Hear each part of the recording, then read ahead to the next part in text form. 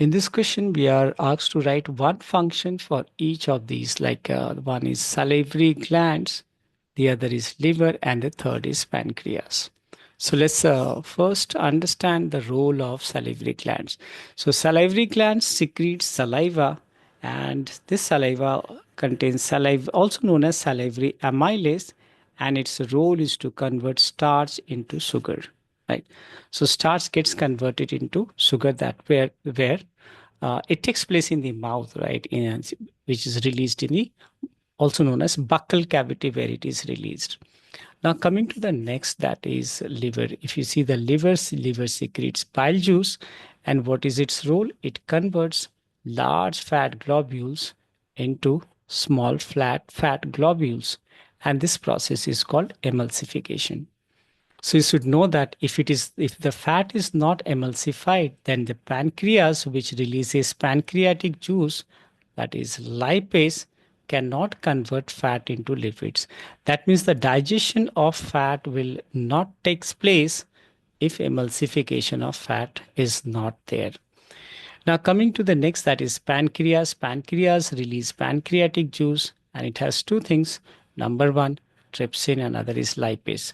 So we have understood lipase. It helps in converting emulsified fat into lipids, or we may say fatty acids. That is same as fatty acid. Now the other rule is the other enzymes which is released, digestive enzymes, is what? Trypsin. And what trypsin does? It converts protein into peptones. So we can say that protein gets converted into peptones due to the release of the digestive enzymes called trypsin. So we can say digestion of protein is done by the trypsin, and the digestion of fat is done by the lipase. Both are released by the pancreas. But then, as I said, that without the role of bile, this process will not take place. And that is the reason why we consider liver to be a vital organ, as it converts large fat globules into small fat globules for final digestion to take place. Now the question here is, which of the following structures is involved in the gaseous exchange of the woody stem, right? In the woody stem of a plant, as shown in the figure. So it's clear that these are the woody stems of the plant, and we have to find out the structures. And these are the options given over here: stomatal pores, guard cells, lenticels, and epidermis. Now, what you should know about the different part through which the exchange of gases takes place are these. Like stomata is present in the leaf, right, through which the gaseous exchange takes place, root hairs which are present at the root through which gaseous exchange takes place, and lenticels are present in the stem. So the correct answer should be lenticels.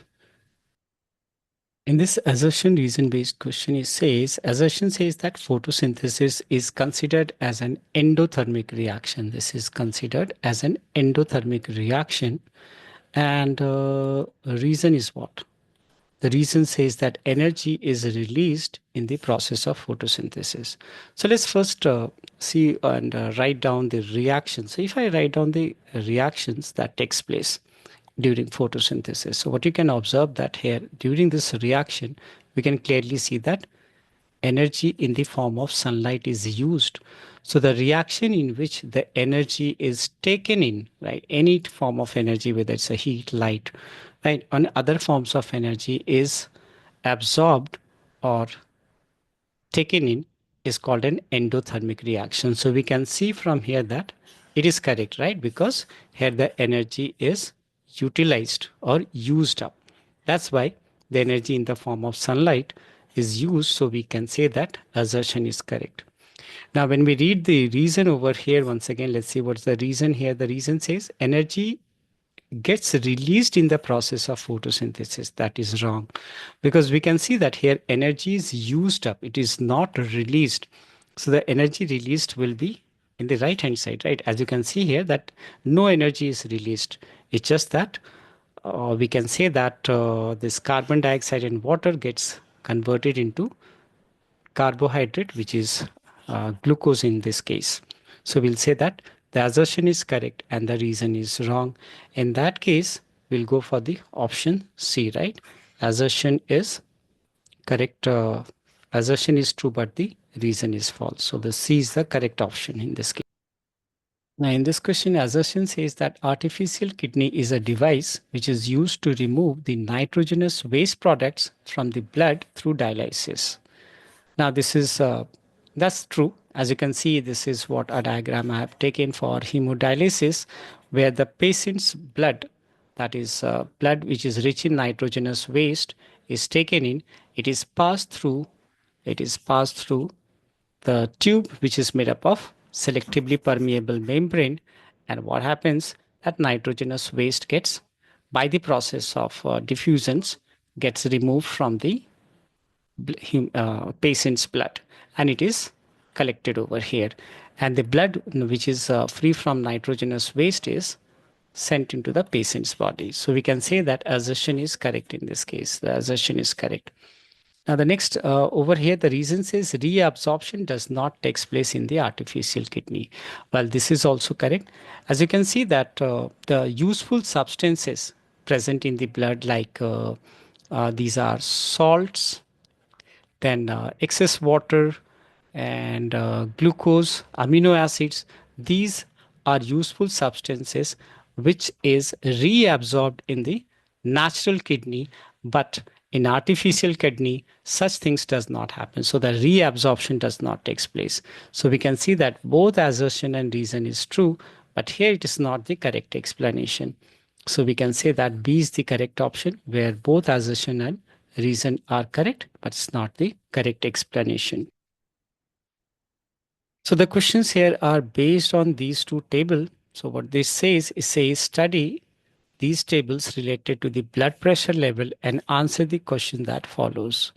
So what you can see that the first question here is that in the table B, at what time, so this is what table B, at what time the patient Y, so it's talking about patient Y, have ideal blood pressure. So ideal blood pressure is what? Normal blood pressure is 120 mm of Hg as systolic and 80 mm of Hg should be diastolic. So we can see that it is, yeah, this is what, right? And this is in the afternoon. So we can say that in the afternoon, the patient Y has normal blood pressures, right? So correct answer will be afternoon. Now, for the first part, now if I see the next part, the second part over here says that identify the patient which have hypertension stage 1 blood pressure. So hypertension stage 1 blood pressure is when the systolic is 130 to 139, within the range of 130 to 139 mm of Hg, and diastolic should be between 80 to 90 mm of Hg. So they are talking about the patient, so either X or Y. So what you can see that, yeah, this one, right? So the patient X, as you can see that its blood pressure, right? It is 82 mm of Hg. 82 is lies between 80 to 90, and 132, which lies between 130 to 139. So the correct answer will be in this case is patient X has hypertension stage 1. Now we have more question over here. The next question is which diet is the best for the blood pressure patient? Well, in this case, you should write food which is rich in fiber and roughage and free from saturated fat, because saturated fat is one such food which is responsible for increasing the pressure of the blood, or we can say that cause of one of the reason for hypertension. Now, next is what is the ideal blood pressure measurement for human? So you should write the ideal blood pressure is what? That is the normal blood pressure should be 120 mm of Hg as systolic and 80 mm of Hg as diastolic. So generally it is written like this: 80 first comes 120, right? 120 over 80 mm of Hg is what we should write in this case. The assertion says that aerobic animals are not truly aerobic, and we have a reason is anaerobically they produce lactic acid. Now, to understand this, I've taken the pathways, that is the various pathways for the breakdown of glucose. Now, if you look into this is what that takes place in yeast. So ignore this. It is because we are looking for aerobic animals. So now this is what for the aerobic animals. So you can say that from here that this part is taking place in the presence of oxygen, so it is aerobic. But if you look into this part, this is an anaerobic respiration. So therefore, we can say that assertion is true because aerobic animals are not truly aerobic, as in case of depletion of oxygen or lack of oxygen, anaerobic reaction takes place in the muscle cells. Now, if I see the reason over here, that reason says anaerobically they produce lactic acid. Yes, that's true that when there is an anaerobic reaction, respiration taking place, lactic acid is produced. So I can say that both are true and is the correct explanation. So therefore, A should be the correct answer in this case. In the next question, he says certain tissue in a green plant somewhat got blocked and the leaves gets wilted. Now, question here is what was the tissue that got blocked? So you can see that I have taken a picture of a wilted leaves over here. You can see this is the wilted leaf, right? This is what it looks like when the leaf gets wilted. So the correct answer for this will be xylem, right? So xylem, you should know about the xylem, which is responsible for the transport of water and the minerals dissolved in water. We say sap, right? So sap is what? The water and the along with the minerals present in it. So when it gets blocked, the plants cannot receive water. So you can see that they lack the turgidity of the or the cell become flaccid, and that results in wilting of leaves. So therefore, correct answer for that, we'll just be writing that it is the xylem tissue, right? So the tissue they are asking for, so we'll say that xylem tissue is responsible for uh, reason for what the leaves gets wilted. The assertion says that aerobic animals are not truly aerobic, and we have a reason is anaerobically they produce lactic acid. Now, to understand this, I've taken the pathways, that is the various pathways for the breakdown of glucose.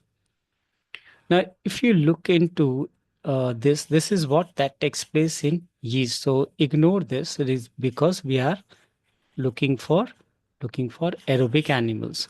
So now this is what for the aerobic animals. So you can say that from here that this part is taking place in the presence of oxygen, so it is aerobic. But if you look into this part, this is an anaerobic respiration. So therefore, we can say that assertion is true because aerobic animals are not truly aerobic, as in case of depletion of oxygen or lack of oxygen, anaerobic reaction takes place in the muscle cells. Now, if I see the reason over here, that reason says anaerobically they produce lactic acid. Yes, that's true that when there is an anaerobic reaction, respiration taking place, lactic acid is produced. So I can say that both are true and is the correct explanation. So therefore, A should be the correct answer in this case.